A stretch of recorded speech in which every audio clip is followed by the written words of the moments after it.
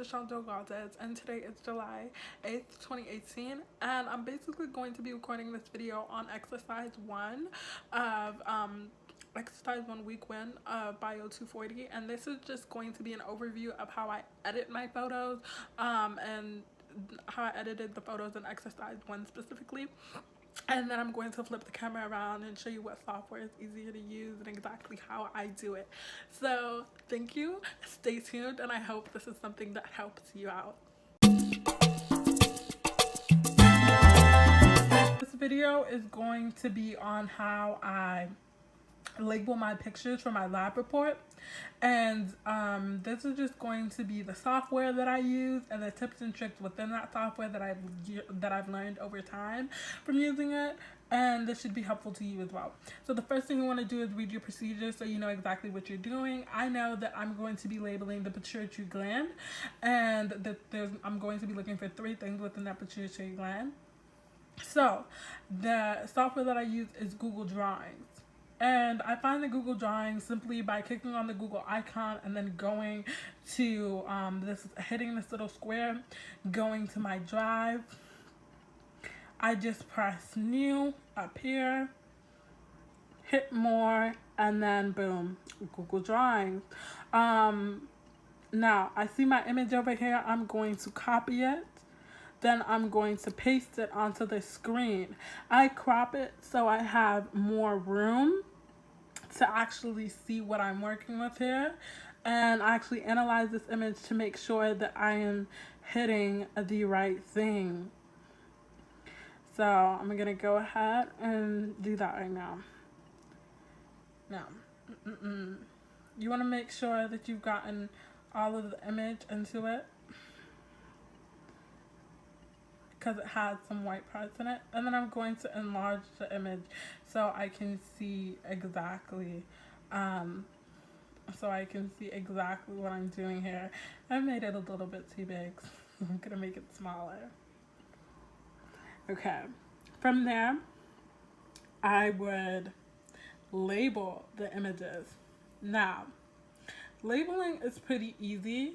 I'm going to show you guys exactly how I do it though.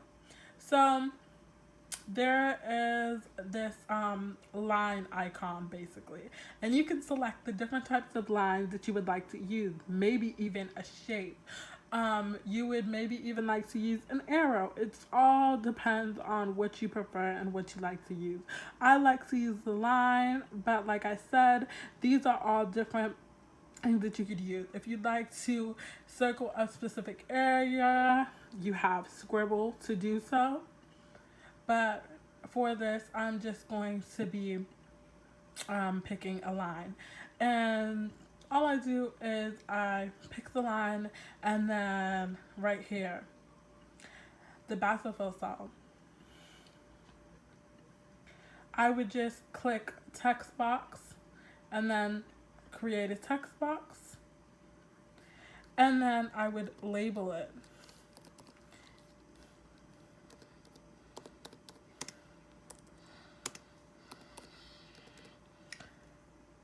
But we have a few problems. You can't really see this.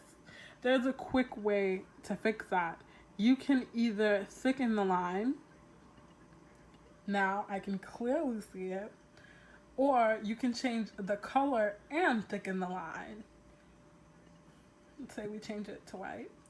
And then the basophil cell, you may think even if you thicken that, it might not show up. So I like to just press this fill right here, and then I press this fill right here and I fill it white. Now you know exactly what I'm pointing to. So this is just a quick way to do it. And then I just want to quickly go over how I put it onto how you transport it back to your Google document. So you would just delete it. You would just delete the original image that was there because it's not labeled. And then you would save this file who downloaded it as GPG, and then you look for it and you paste it right here. And that's exactly how you go about doing it for the rest of the pictures in here. And I'm hoping that this was helpful to you all. Have a blessed day.